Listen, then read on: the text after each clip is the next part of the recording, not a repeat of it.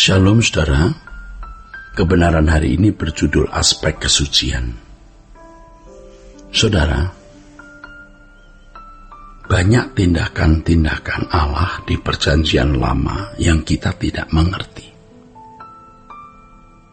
Ya, tentu banyak yang kita mengerti, tetapi ada yang tidak kita mengerti. Kita tentu tidak memaksa diri untuk mengerti lalu kita membuat tafsiran-tafsiran yang sembarangan. Masuk zaman perjanjian baru, Allah memeteraikan kita dengan Roh Kudus. Roh Kudus menuntun kita kepada seluruh kebenaran. Itu berarti ada banyak hal yang kita akan ketahui karena Roh Kudus yang memimpin kita kepada seluruh kebenaran. Allah akan memberikan kepada kita kecerdasan untuk mengerti tindakan-tindakannya. Tentu selama orang itu mau belajar dengan sungguh-sungguh dan memiliki hati yang haus dan lapar akan kebenaran.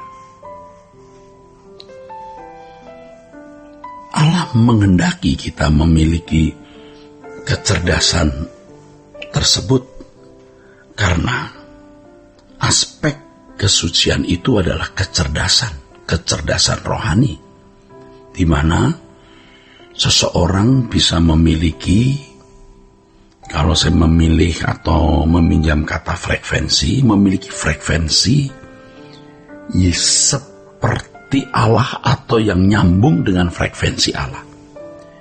Dalam segala sesuatu yang kita lakukan bisa cocok dengan apa yang menjadi keinginan Allah, cocok dengan kehendak Allah, atau cocok dengan selera Allah.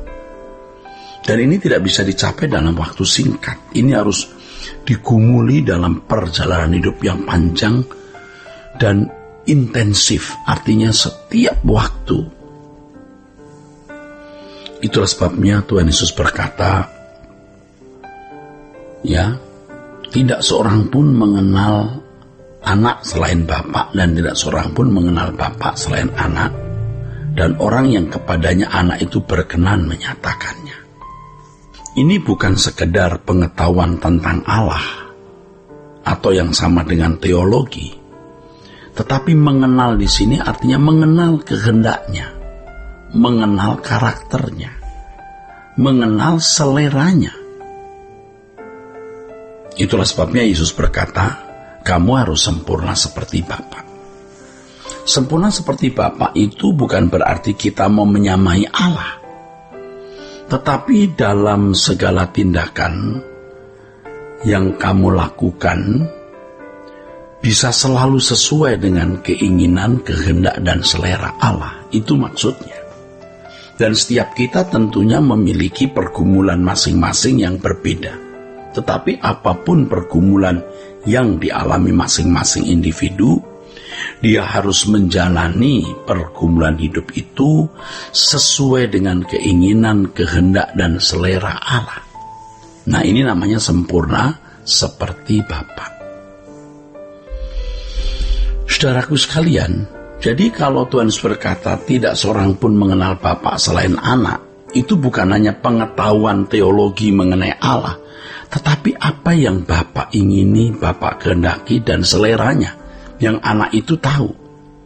Maka di ayat berikutnya Yesus berkata, mari datang kepadaku yang letih lesu dan beban berat, aku beri kamu kelegaan. Kata kelegaan itu artinya perhentian, anabauso. Mengapa letih lesu? Ya, selama seseorang interestnya masih bukan pada Tuhan saja, pasti letih lesu dan berbeban berat. Jadi kita jangan mengundang orang menjadi Kristen hanya karena supaya dia dapat jodoh, ekonominya baik, supaya dia sembuh dari sakit dan memperoleh pemenuhan kebutuhan jasmani, ya. Itu menyesatkan. Memang Tuhan membuat mujizat. Tuhan bisa membuat mujizat untuk orang-orang yang memerlukan tanda.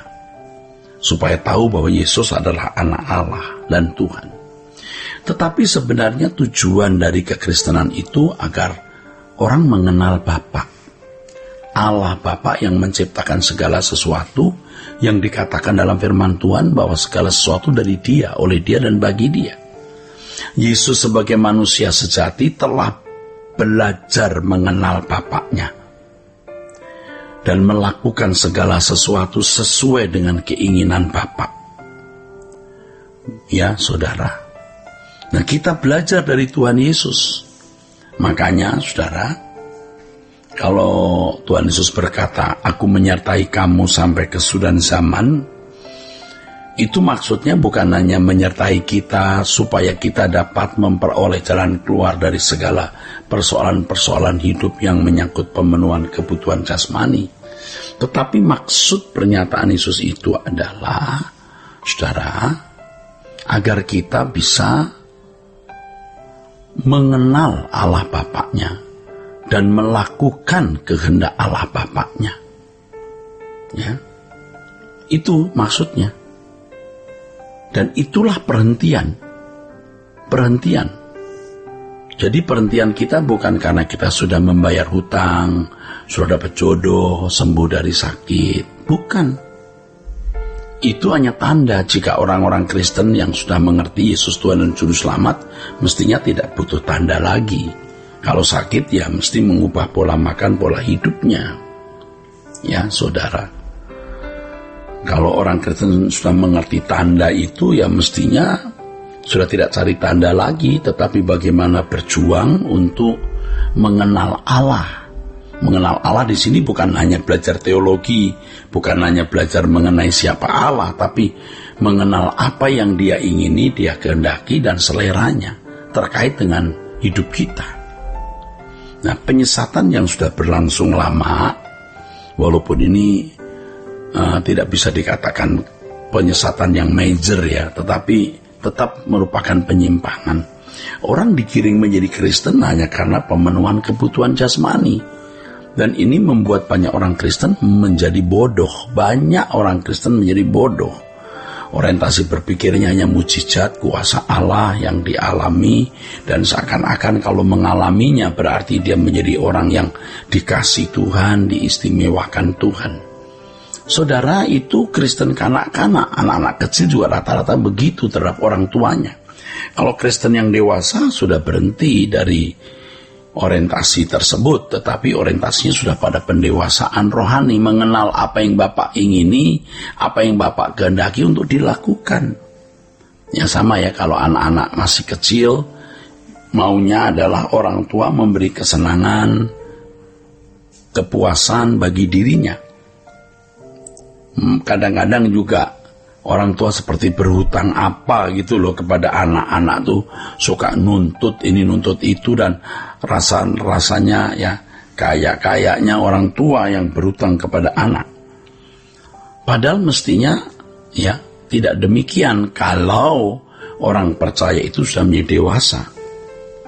Maksud saya, kalau seorang anak jadi dewasa, dia tidak menuntut lagi. Justru sebaliknya, dia memberi diri, dituntut oleh orang tua, memberi diri untuk memenuhi kebutuhan orang tua, memberi diri untuk melindungi orang tua. Demikian pula anak-anak Allah. Ketika mulai akil balik dan dewasa, maka yang dipersoalkan adalah bagaimana dia bisa berbuat sesuatu bagi Tuhan. Dan itu aspek kesucian.